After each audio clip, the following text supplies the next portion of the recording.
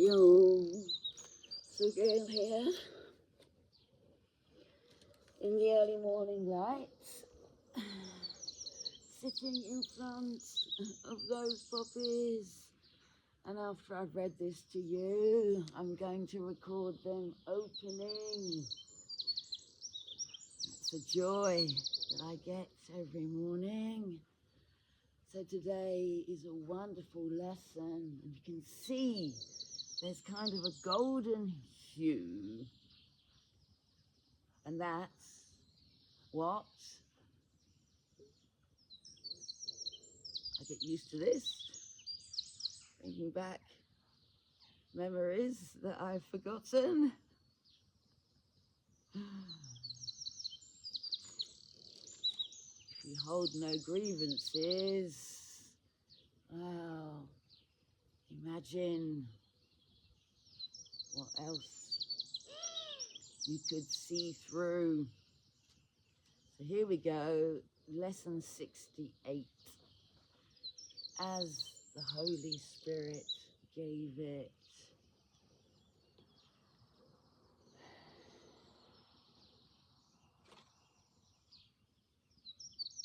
So you were created by love, like itself, can hold no grievances, and know thyself.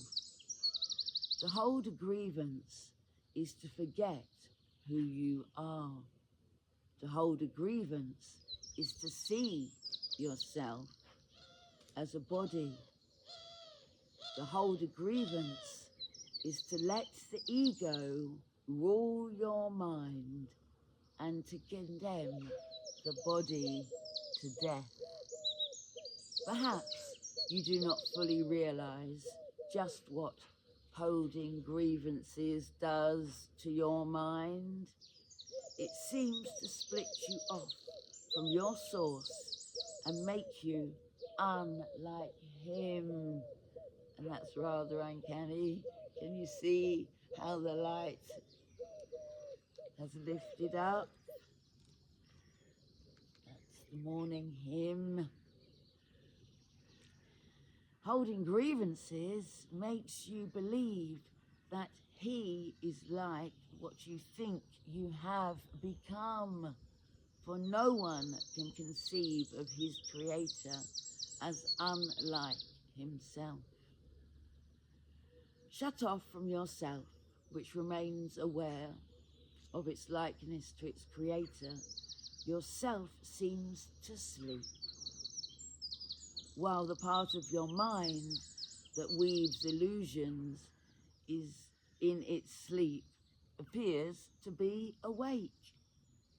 Can all this arise simply from holding grievances? Oh yes. For he who holds grievances denies he was created by love, and his creator has become fearful to him in his dream of hate. Herein lie that phrase, the fear of God, which is not necessarily at all, should only be for the love of God. Now I know I can sit here and say that now, but my journey here in France left me in rather a different state, because I entered into defense. So I understand why the Holy Spirit had me start doing this course, because all the things that happened subsequently were ultimate betrayal. And yes, I found that hard. But as I read this and share this with you, that shows that when two minds think alike, there is a different result, and miracles will unfold before your eyes. So who can dream of hatred and know God? It is sure that those who hold grievances will redefine God in their own image and make it certain that God created them like himself and define them as part of him. It is as sure that those who hold grievances will suffer guilt, as it is certain that those who forgive will find peace. It is as sure that those who hold grievances will forget who they are, as it is certain that those who forgive will remember. Would you not be willing to relinquish your grievances if you believed all this was so? Perhaps you do not think that you can let your grievances go. That, however, is simply a matter of motivation, and today we will try to find out how you would feel without them. If you succeed even by ever so little, there will never be a problem in motivation ever again. So begin today's extended practice period, which I'm going to take at 12:21. And those of you that know anything about numbers will see why that one was chosen.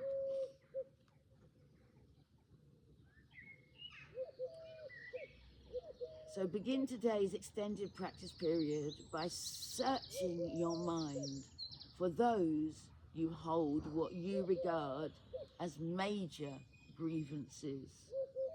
Some of these will be quite easy to find, and then think of the seemingly minor grievances you hold against those who you like, and even think that you may love. It will quickly become apparent that there is no one against whom you do not cherish grievances of some sort. And this has left you alone in all the universe in your perception of yourself. Are you bringing me a present, Cookie? Come here, darling. He's got my flip-flop in his mouth. Come on.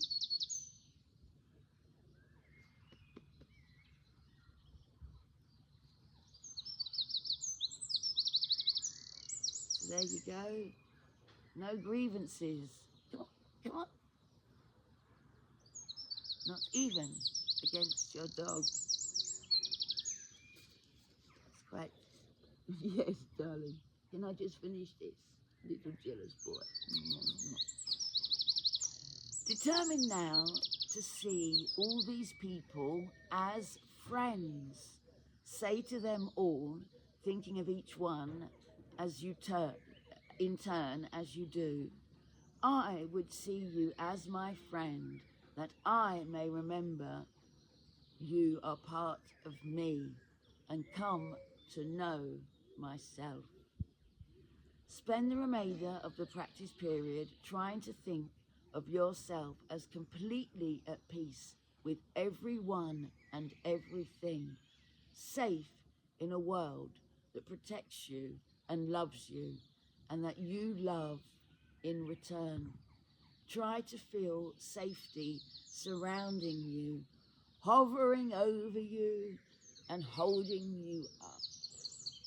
Try to believe, however briefly, that nothing can harm you in any way. At the end of the practice period, tell yourself and say, love holds no grievances. When I let my grievances go, I am perfectly safe. The short periods should include a quick application of today's idea in this form. Whenever any thought of grievance arises against anyone physically present or not, simply say, love holds no grievances. Let me not betray myself today. In addition, repeat the idea several times an hour in this form. Love holds no grievances.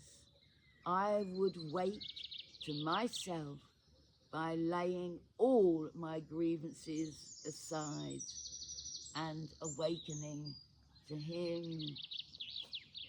And that is, I think, a video in my collection of me singing something similar to that, an old Scout song.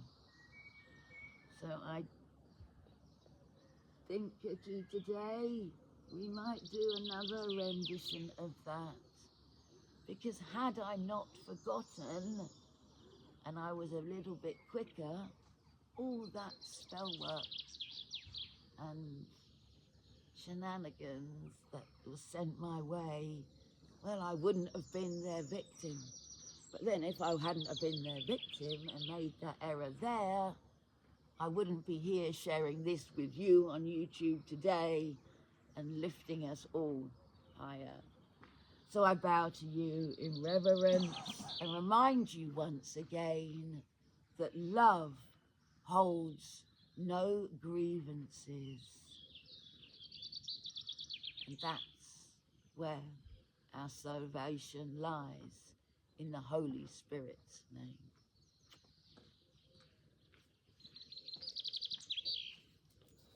Until later, goodbye, farewell, have a beautiful day, and remember to repeat it often. Love holds no grievances. Let me not betray myself and my divine function.